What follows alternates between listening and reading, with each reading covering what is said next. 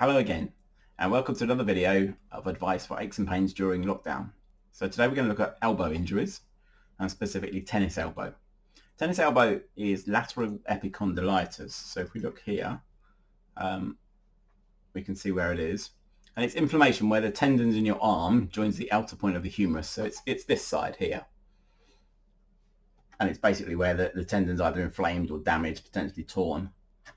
You can also get golfer's elbow, which is pain the other side, so it's the inner joint. And if we get it both sides, we tend to call that thrower's elbow. It's a little bit more complicated, but it's still pains around the elbow area. So despite the sporty names, all these injuries are a result of overuse of the elbow joint. And tennis elbow itself has many different causes, apart from racket sports. You can also get it from gardening, you can get it from painting and decorating, using scissors, typing on a computer. Really anything that involves repeated bending of the elbow, and that can cause a lot of pain. It can damage that, and it can be really quite painful.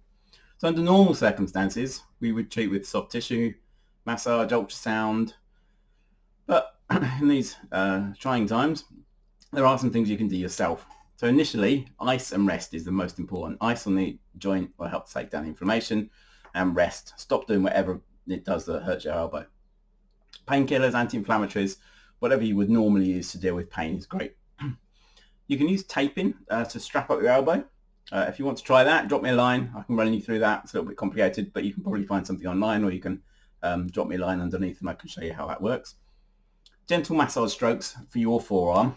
So we are just massaging up and down here to release the tension in this muscle, which takes the pressure off of the joint. So we want to make this nice and loose. And that can really help. Then we're going to move to some light exercises.